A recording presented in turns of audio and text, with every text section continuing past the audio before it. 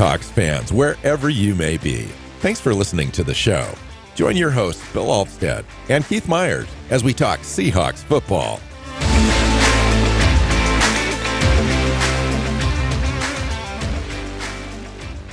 Hey, hi, Seahawks fans. Welcome back to another episode of the Seahawks Playbook podcast. I'm your host, Bill Alvstad, sitting down with co-host Keith Myers, here to talk Seahawks football. Got a fun show planned for you today. We're going to talk about potentially some trade targets. Seattle looks like it's a contender this year, by all accounts. And why not? Why not go all in and pull off a trade if you can improve your roster?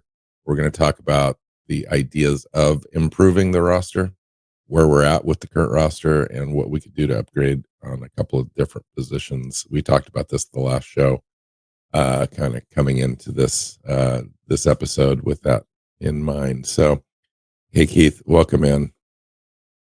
Yeah, this was harder to do than I thought it would be when we started out. Finding good trade targets on bad teams was kind of a challenge, and so yeah, I'm very interested to see who you came up with. Well, I mean, if you look at Seattle, Woolen has been named as a trade target for the entirety of the season so far, and we're a good team. So, I mean, it's possible that teams are possibly moving off players that just aren't a good fit or haven't lived up to expectations or whatever. But you're right. Overall, you're looking at players that might be available on teams that are underperforming or are ending, their contracts, and wouldn't make sense to re-sign them anyway. And so they're trying to get a little bit of value out of them. The question for me, I think overall, to kind of set up the conversation is, excuse me, where is Seattle in this whole thing, right? Where is the offense? Where is the defense? Do we have weaknesses that we really need to focus on to solve? If you take a look at the overall DVOA, Seattle is ranked second in the NFL. The defense is ranked second best in the NFL DVOA right now. Seattle's offense is fourth overall in DVOA. I mean, we've got two top five primary units in football here, and a number one ranked special teams unit. I mean, this is like the best case scenario, right, for the season setup that we had in early September when we were doing our predictions. Now, you would like to have a stronger record than we currently do, but it's not bad at 5-2. I think I predicted 6-1. You predicted 4-3 or something like that. Yep. At this time. So let me ask you this. If we're a contender, right, in the NFC, I think we are. There's 6 teams, I think, or 7 teams that are 5-2 heading into this weekend's games. We'll find out how that shakes out. But where are you at with the areas that you think Seattle should improve upon, or if we're okay and we should stand pat and maybe not waste a draft pick on a player that's on the margins unless it's a real difference maker, because we want to improve the roster in the offseason as well. How do you approach that? Well, I think that I look at right guard as a place where you could make a massive difference. And so if you could find someone who's going to be a major upgrade there for you, then I think that it would make sense to go do that and find someone that you can plug in and be better. Because I think, yes, they're a top 5 offense by DVOA, but what they aren't is consistent, and they're not doing a very good job of converting third down because they're having too many plays blown up in the backfield, trying to run the ball. And the weakest link on the offensive line is right guard. And so I would say that would go a long way towards making your offense more efficient, and just helping out your defense that way. I mean, that to me is the one where if you can go get up guy at that spot, you go do it. And then, but yeah, I mean, you don't want to, the team already only has 5 draft picks. You don't want to lose too many there. So maybe you're looking at a player swap. And it makes it harder. It really does make it harder. So John's not been afraid to swing for the fences. And in fact, the last 2 years, he's done just that. I mean, Leonard Williams in 2023, I think ended up being the best player traded in 2023. Williams posted 14 sacks, 94 tackles, 38 quarterback hits, tied with Myles Garrett for 5th most, and a pick 6 over the last 23 games. I mean, that's knocking it out of the park. Ernest Jones was the trade target in 2024, and we all know how that's worked out. Already 3 interceptions this year as well. And the defense is essentially solved. I mean, we could supplement to that, and we'll talk about that a little bit today. But you mentioned the pass blocking. The pass block win rate is ranked 21st in the league, according to Pro Football Focus. We all know how flawed that is, however. And I think you're right. I think the number one priority, at least for me, when you take a look at this entire roster, is right guard, obviously. I think everyone agrees on that, right? But how do you get what you need to improve upon the line that you already have and the continuity that you have and so forth? And he does give you some run blocking, albeit flawed, though. I mean, he's just a flawed player, and you go look at him isolated, and he's really like just standing out like a sore thumb. Seattle's scheme. It really, he just doesn't. Agreed. And so he's ranked 76 out of 78 in pass blocking as a right guard in the NFL right now. Yeah, I mean, his pass blocking this year has been atrocious. The fact that you said there were 2 players that were worse, I find that's kind of interesting to me, because I just don't I expect him to be. I don't expect other players to be worse. And in run blocking, he hasn't been above average, and he has a few plays where he's 5 yards downfield killing someone, but there are too many plays when he's also standing there watching his guy that went around him. He just doesn't have the agility and the stuff that they need. He's a guy that, honestly, I think it's time. It's just time to move on, and he hasn't been good. So let's look for upgrades. So why don't you throw out a few names, and we can talk about those, and maybe we can find a guy. Well, the guy that I focused on at guard, it took a bit to kind of find someone that I really thought, and it's going to be an expensive get, but Joel Bitonio from Cleveland. He's 35. This is not a long-term solution at anything, but this is we're going to make a run for it type of thing. He's old, but he's still a top 5 guard in the league, and is just a monster as a run blocker.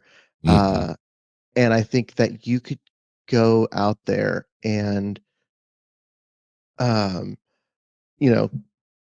make such a massive improvement with a guy like that, that it would be worthwhile to go and you'd go from having one of the worst right guards in the league to having the number 2 or number 3 in terms of best right guards in the league. And so that was a name that really, it would be expensive. He's got a large contract for a good reason, because he's out.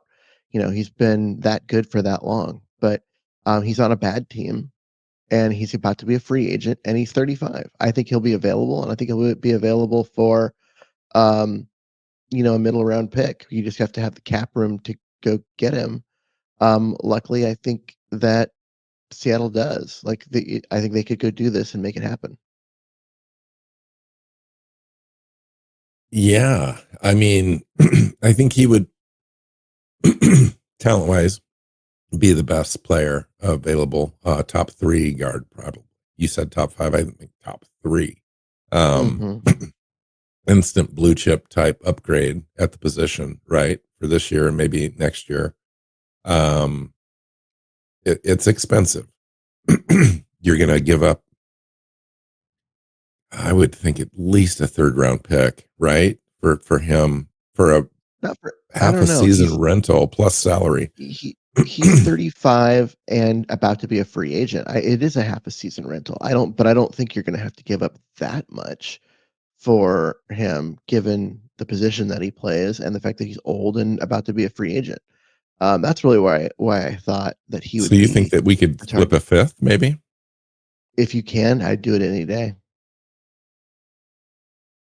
If Yeah. you could flip a I mean, fifth for it him, depends do it. on, I think Seattle does feel like they're in the middle of a run right here. And in contention.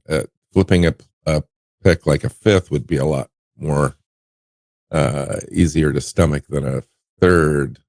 But you know how John Schneider sometimes overpays a little bit. So third to me wouldn't be shocking. Like I would just be, Hmm. that would be a little much.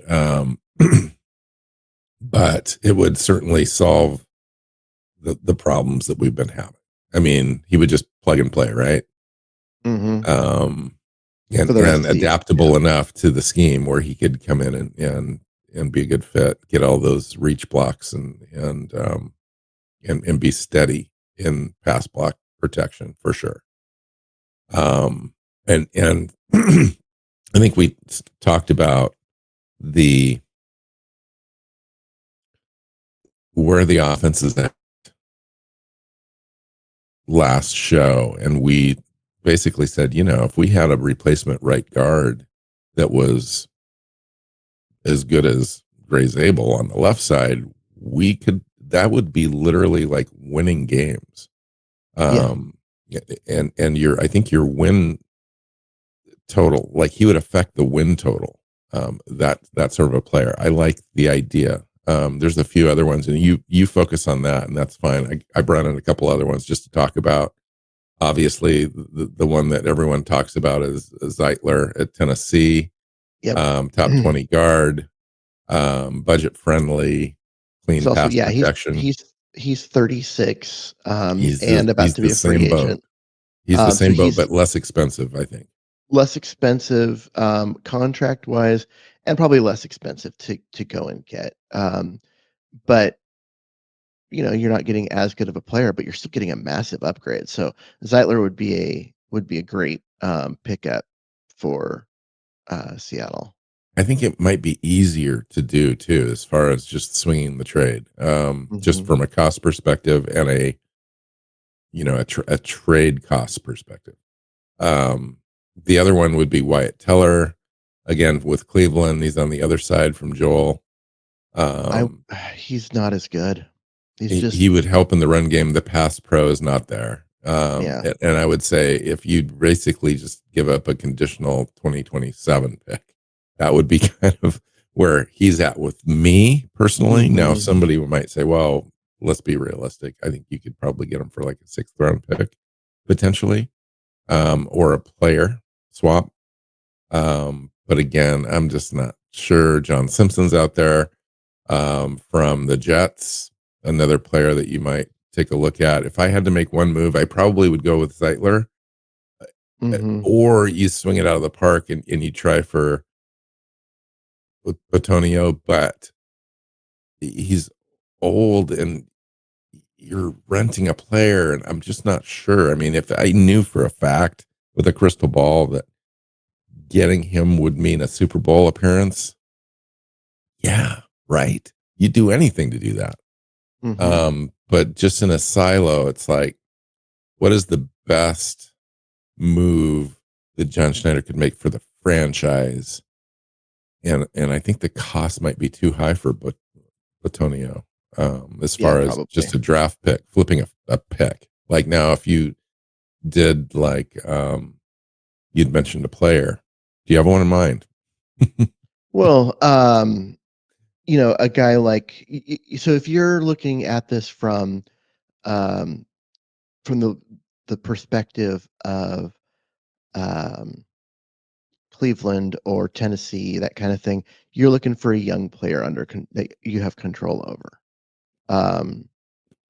Now, if they could go and be like, "Hey, we're going to trade for Rylie Woolen," they're gonna be like, "Hell yeah, let's do that," because that makes them better, right? That makes them better long term. I think if you're gonna do that kind of situation, we're saying, okay, we'll throw in Rylie Woolen, but you have to give us a pick back. So it would be like Rylie Woolen goes to Cleveland for Batonio and a fourth.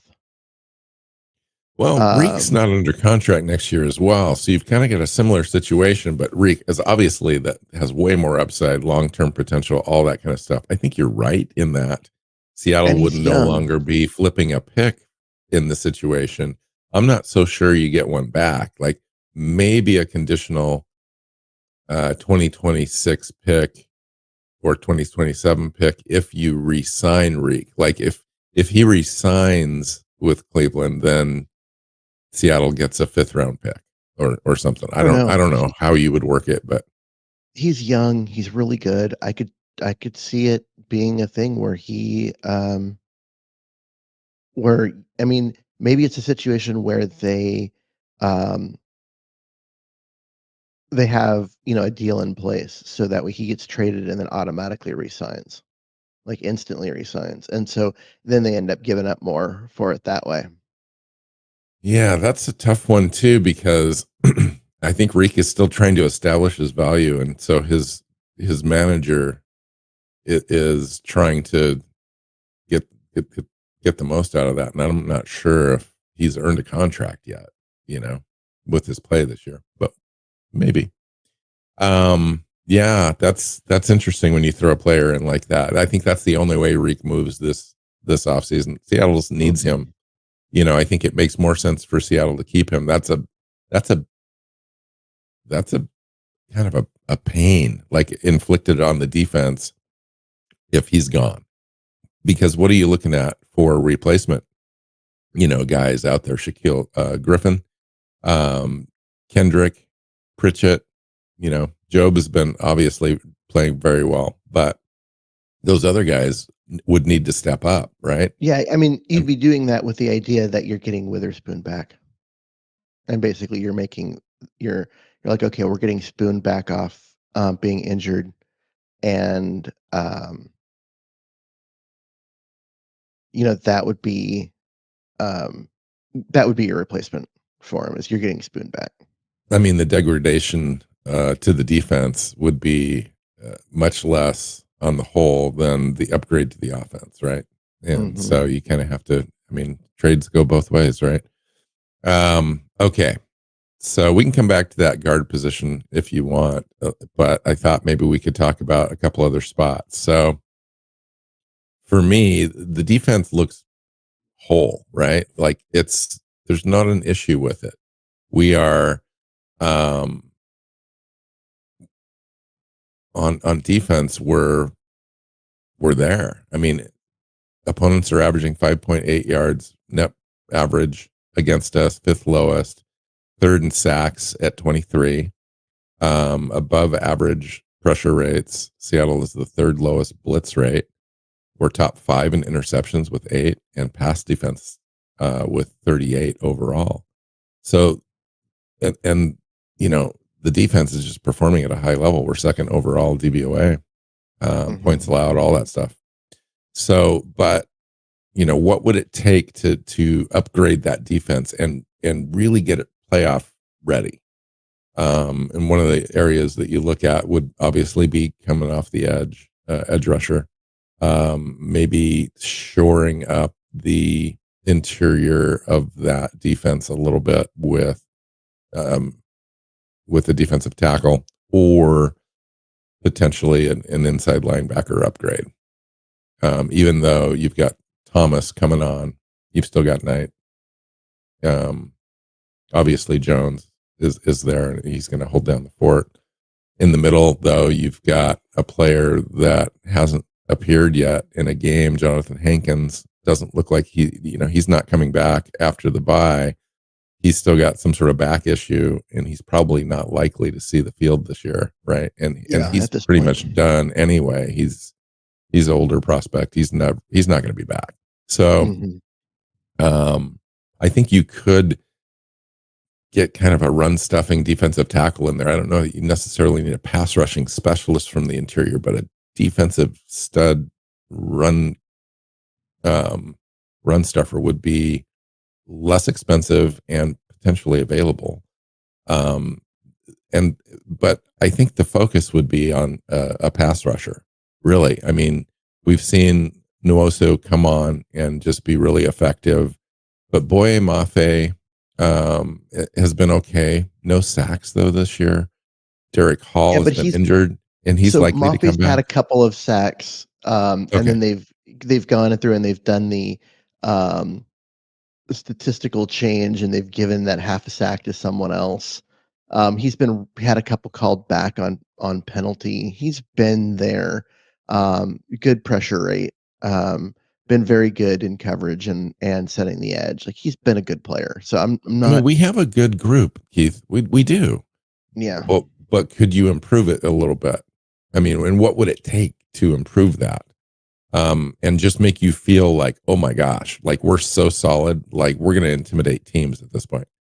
There's a couple of players out there that I think that would do that. Trey Hendrickson is the big one out there. Although I will say Cincinnati could be 4-4 after this week and potentially win next week as well. They could end up being in first place in a couple of weeks in their division, and they may not want to let him go. And they've said as much. Hmm. Carl Granderson from New Orleans, I think, is a potential great fit for this club. He's got a contract where he's available until 2027. Um, Reasonable contract. So the team could have some control a little bit there, and a good scheme fit, I think, for this team. 5 sacks so far this year. And a team that's selling. So that could be a good target. Kayvon Thibodeau, New York Giants. He's got team control through next year. His contract is I big, don't know. though. I don't know if they'll give him up to. He was what is it, second overall or third overall pick in the draft Mm-hmm. kind of guy. So Right. that's you don't trade that unless you think that basically he's just a huge um, like disappointment. Like wow, this is a draft bust. You just want him off the roster. Yeah. Other options: Bradley Chubb, Jalen Phillips, Max Crosby's a name to watch. Although they've come out there in Vegas and said that he's not available, but you never know Hmm. at the right price. Arnold Ebiketie from the Falcons is another one. He came out the same year as Mafe. In fact, I think the Falcons moved up in front of the Seahawks to select him in that draft. He's had similar stats to Mafe, Hmm. although played, I think, 30% or so less snaps overall. Um, he would be an interesting get. So coming out of that, I think Carl Granderson is probably a target. I think that's realistic, that we wouldn't have to give up too much in the way of compensation, and then he's somewhat affordable and a good scheme fit. To me, that would be the guy that I would kind of target if I was to go and need an edge rusher that fit the scheme, fit the culture, all that kind of stuff. Um, what do you think? Well, I mean, I'm looking. I think that when you've got Hill about to come back. I think he's got another week, another game that he has to miss. But and you're Hill, already going to have 4. Hall, Hall, Hall, yeah, Derek Hall. Did yeah, I say what did I say? Hill. Oh, Hall. I was obviously Derek Hall. He's about to come back um, and offer you the depth that you've been kind of missing while he's been gone. Right, They right. gets you 4 deep. It's hard for me to be like, okay, they need to go. They need to go. You know, uh, out there and make a splash or anything. It's nowhere Uh, near the offensive guard situation. no, it really isn't. Um, and so It's the only you one I just kind could of come look. up with. Like I came up with 2 on the defensive side, Keith, because we talked that we would come up into the show with with something. And Mm-hmm. you I think that you're right. There's not a lot there that you need to replace. It would only Yep. be for insurance in essence. And what do you Yeah, do and for then insurance? Like, I don't know if you give away high draft picks in the 2026 draft for an insurance piece. no, you really don't. And so, you just look at, who are the um, good pass rushers that might be, um, liabilities in other part, but they could give you a situational pass rusher kind of thing, where you bring them on for you know, um, 10, 15 plays a game when you have to get pressure on the quarterback. And I go through, the league, and I start looking at guys, and the ones that I keep, coming up and finding are guys that are on good teams. And which Mhm. means they're not going to trade him, or they're on like the Cardinals, which I don't think they're going to trade him. Um, a guy like Baron Browning um, would be would be interesting, but would Arizona give them up to Seattle? I don't think they would. Right. So, and then on the interior, Shelby Harris is out there. He's a guy that's familiar. They're familiar with him. He's got a great run defense grade right now at 70.5. Um, and he would give you a little bit there. Hmm. That's about it on the interior, really. The other Yeah, position I thought not a about lot. was the off the ball linebacker stuff. Um, just based on the idea that Ernest Jones is really the only sure thing there. Obviously, they've moved off of Knight. They've gone with Drake Thomas, an undersized guy. He's been playing Can't great so tackle, far, but you don't know about matchups as you get into the playoffs. and he He just struggles so much at tackling. And behind Um, that, you don't have a lot of proven commodities that you would feel really comfortable with going into a playoff situation. So, Seattle hasn't been in this spot for a while. So, if you're going to get into the playoffs, man, you need to shore up some things and have some pretty decent depth at all your spots. And I think that's one area where you could improve. Now you look at a guy like Demario Davis is out there, obviously a top 10 guy. He'd be a great fit next to Ernest Jones. That would be a slam dunk for me if you could pull it off. Jordan Brooks is still out there. A guy that maybe Miami would let go just based on his just cost. And contract and they where they might not, are right now. yeah, right, might not renew. But he leads the league in tackles right now, but they're all, past the line of scrimmage, obviously. And that's kind of it for that. I mean, Cody Barton's out there, but I wouldn't bring him back. Jordan Brooks or Demario Davis, I think would be good fits in this defense, but do we really need them based on, what we might have to flip for a pick? I'm What not about so a sure. guy like Quincy Williams from the Jets?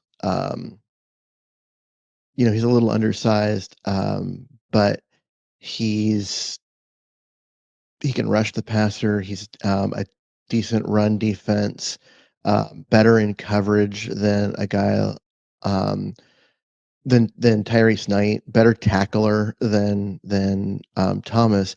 Is kind of like similar in quality, but more all around player. Um,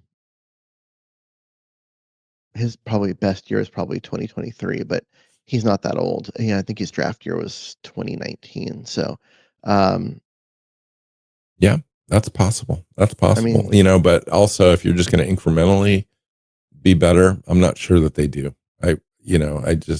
I think they stand pat. Here's what I think happens. I think they end up standing pat on defense. I think they're getting their guys their healthiest that they've been coming into next week. They're going to have their entire defense except for Rylie Mills, who's never seen the field, and Jonathan Hankins. And so everyone else I is going thought to be Hall had one available. more. I thought Hall had one All's more coming game back. before Yeah. he could come off IR, or did I miscount? Um, I don't know. I think I've read that from like Condata that he's back this week. I Interesting. don't know that he went to IR. Did he? I don't believe that he did. Keith. I Okay, didn't I don't I remember his didn't name have showing up him on on the my inactive list. roster as going to IR. I've had him on the active roster and not moving. I could Cool. be wrong, but that's No, that's where I I'm at. think I've been thinking about him um,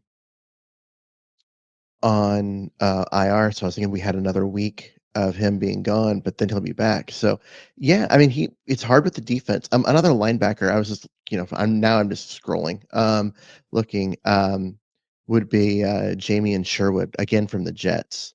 He's a little bit younger, um, but he's only been in the league for 4 years. He's gonna be a free agent, um, but really good run defender, as an off the ball linebacker, a guy that gets a lot of tackles and does a lot of, solid, um, solid things as kind of that second, um, inside linebacker, and so he would be an upgrade over the 2 guys that they've got kinda competing for that spot right now, and would do so without, I think, costing you much of anything. I'm still looking for some internal improvement. I think, obviously Drake Thomas is playing really well, and that's a testament to him as well as the coaching staff. But I'm also looking at Tyrese Knight to kind of come back. I don't think we've seen the Yeah, last of him this year. agreed. I think that he's just kind of, for whatever reason, struggling a little bit. I don't know if it's an injury or if it's scheme related. But I think that they get that fixed with him, and he kind of reappears and I would I helps would us feel down the better stretch. about, Drake Thomas if he could tackle, but he misses Oh, he's so doing many. pretty good so far, though, man. I mean, I if don't you take a look at him isolated in the last couple of weeks, he's really been playing well and tackling well, Keith, like solo tackles and just making it happen. His missed tackle rate hasn't been high at all this year. So he's, uh, I don't know if I agree with that. I've seen him bounce off guys and they just act like he wasn't there, because he doesn't wrap up. He just comes in with a shoulder, and sometimes he hits and sometimes he misses. It's well, his, I'll pay attention. Yeah, for sure. um, so, So yeah, it's overall, been it seems like we've settled in on improving the guard spot and kind of holding at that. mhm. What about wide receiver as a position where you've got, JSN who's doing, record-breaking kind of, things, but they're not getting a lot of production behind him. Cooper Kupp has had a couple of really big games, but then has had some games where he hasn't done much. I And think I that they're misusing Torrey Horton, Keith. Like really? he's only been thrown at with the long ball. They're really not using him underneath in kind of a volume passing game at all. It'd be really interesting to me if they took some pressure off Njigba, and I know that he's just really doing it all right now, but it'd be nice to get a second or third wide receiver involved in the underneath game a little bit in the crossing routes and so forth. And I'm not seeing Torrey Horton targeted in that way. At least the last 3 or 4 weeks. He's not. I think early, like in the first game and so forth, and second game, I thought he was, and that I thought that was a good sign. And all of a sudden, he's just been like the deep ball guy. And they've missed, 2 or 3 games in a row on that one play that he gets, that one target. And I just think that he should be targeted more, I think, but that could be a result of not converting on third downs and so forth. The opportunities just aren't there to involve other guys in the offense. But what about, a guy that I believe would be available, from Dallas would be George Pickens, guy who used to be in Pittsburgh as their number 1, but got I shipped don't off think when Dallas is selling right now. I think Dallas believes that God, they're they going to be a should. contender this year. Yeah, they think they thought that, but that doesn't mean that's gonna be Yeah, true. but They've they've got been a top five offense awful. right now. Yeah, but their defense has been so bad. I don't know. I was just True. looking, he's gonna be a free agent. I don't think he I don't see Dallas as being a team that is going to contend with anything. Um, and if they're smart, they'd be selling.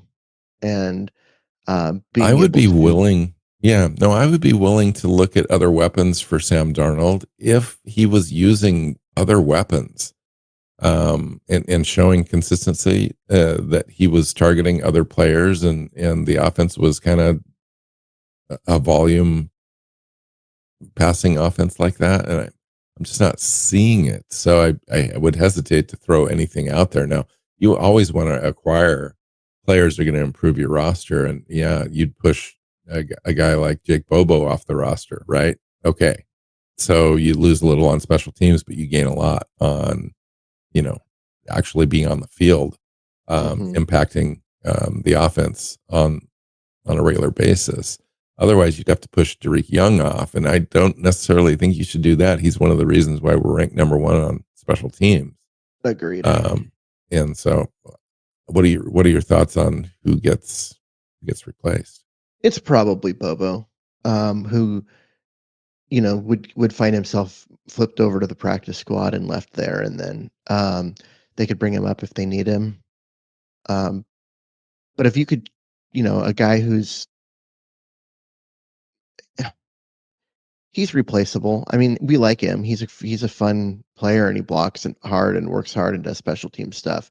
But, um, a guy like George Pickens is, an elite receiver. He's a number 1 on almost every team, and he would be a number 2 here because of JSN. And suddenly now Darnold has 2 legit, um, guys.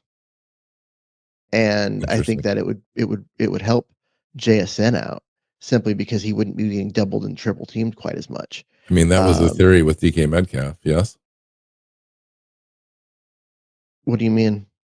Well, I mean, that's why DK was, you know, everyone thought that DK would be missed when he was first traded because that was kind of Njigba's protection guy. Um, and it turns out Njigba's the number one guy anyway. Yeah. Um, so, but I agree. I think that would what would be the cost? I mean, that would seemingly be expensive. It would come down to, what does Dallas think that they're doing this year? Because they traded for him, um, and yeah, I mean, they traded for him thinking that they were gonna be good. They haven't been good. Um, and so just being able to recoup that pick that um, that they flipped in order to get him, I think would be probably all they would be looking for at this point. But you're if you're I if you are, thinking that they are going to, um, if they think that they're gonna make a run and be competitive, which I don't God, I don't see how that's possible given the fact that, the Commanders and the Eagles are in their division. I think at this point, like, a guy that's gonna be gone after this year anyway, you might as well, um, let him go and get a draft pick for him. So, I don't think he would be that expensive either. Well, I mean, also you could let him go in the offseason, not resign him, and get a comp pick. That's possible as well.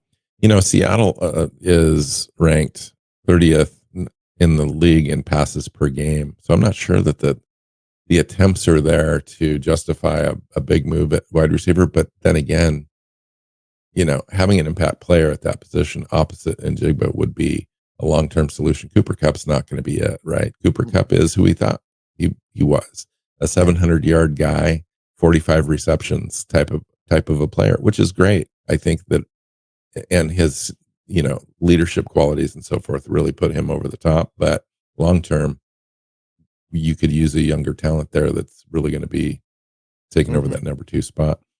And Seattle ranks. what happens to this offense if JSN gets hurt? Ooh, it's over. Yeah. You're really looking at for Torrey Horton to step up big time, and Cooper Cup to outperform his ability. I Mhm. mean, it would be sucky. I can't even believe you said that out loud. Well, but this is why I think wide receiver needs to be something that they look at, Yeah. is because if JSN has to miss, a game or 2, um,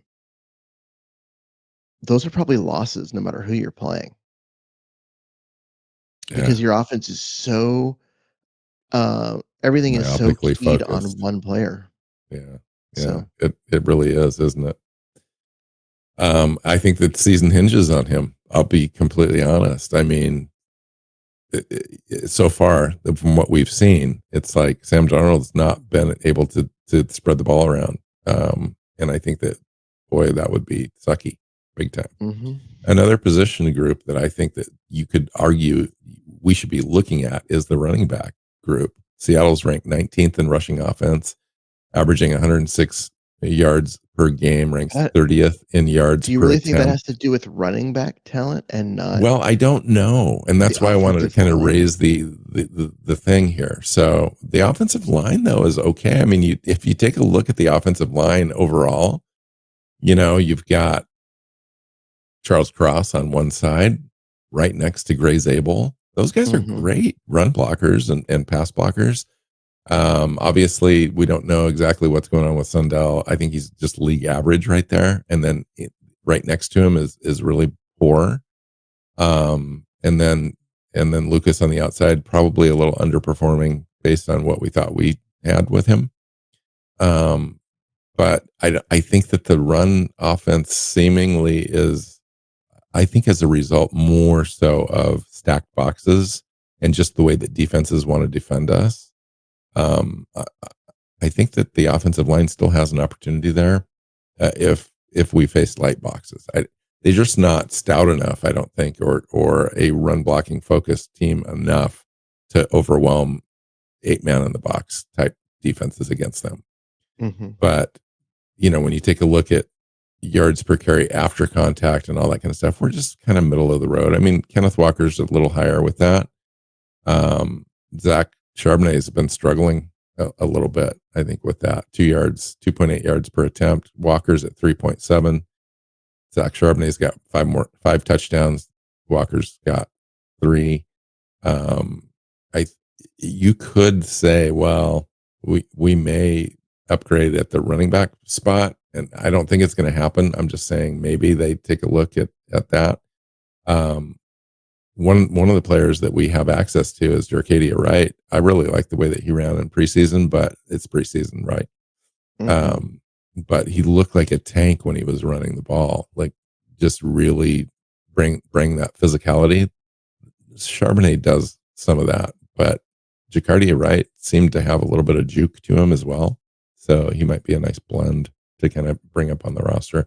I think George Holani's fine and he's been okay in returns and stuff, but a little undersized, I think, for what Seattle would want Yeah. in a primary back to like establish an identity. And I just, with the splits with Walker and Charbonnet, I don't think we've really established an identity with our run game this year.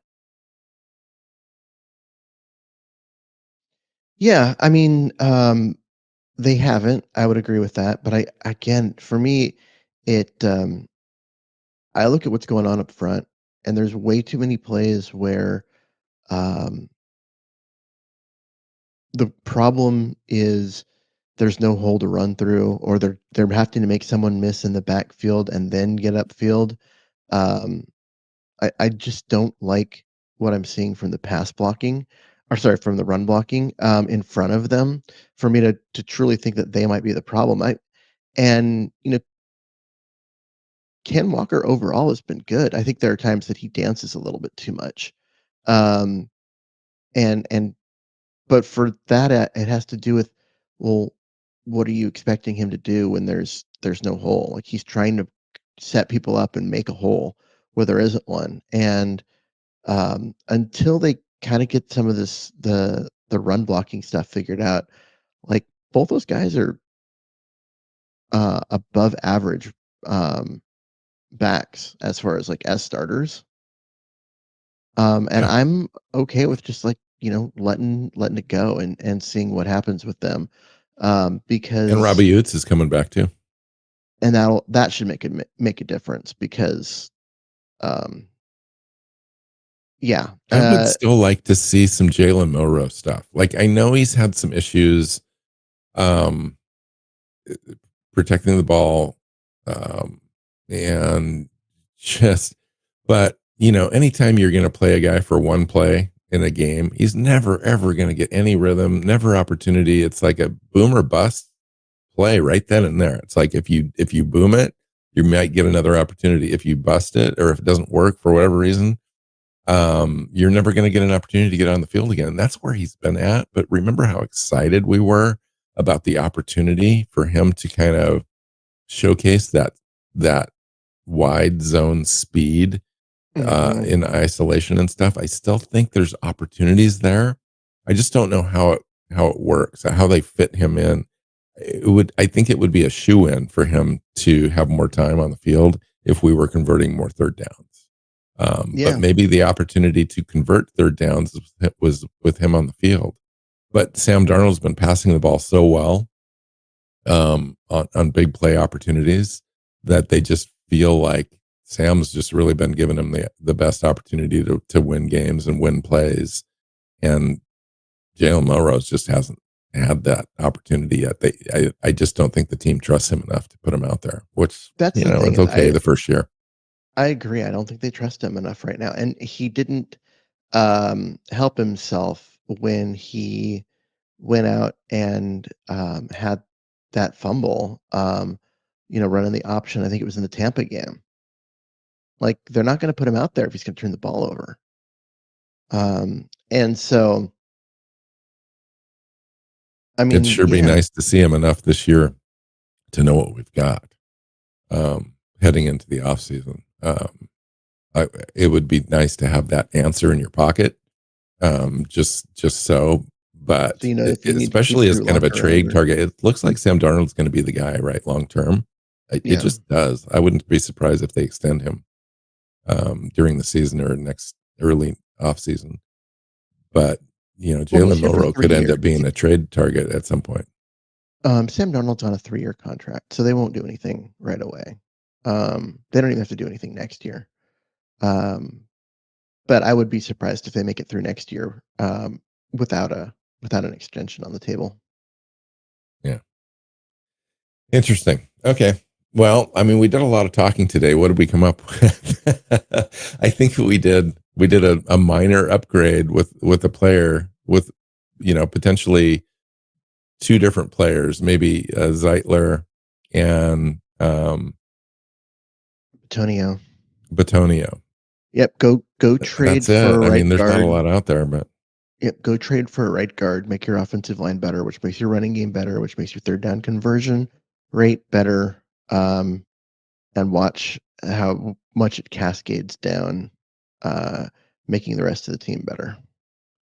Yeah, I think all of that, really. And it's not going to, you got to kind of spend to gain. And I think Seattle really is in a window right now where you've got a chance. You've got a chance. Like, your defense is going to give you a chance to be in every game, and you're going to be potentially have an opportunity for a playoff run here. And I think if you shored up that spot, that would make all the difference in the world, especially in the playoffs where teams are really focused on stopping, one thing you do really well, like run the ball, or pass and force you to run. Like, we haven't seen a team yet, like, try to stop Sam Darnold and force us to run. I think we might see a little bit of that coming up. Yeah. I mean, we'll see. The teams seem set on, stop Seattle's running game and then make Sam Darnold and JSN beat you. And then the problem is that Sam Darnold and JSN have beat them. And at some point, someone's going to try something different. You would think.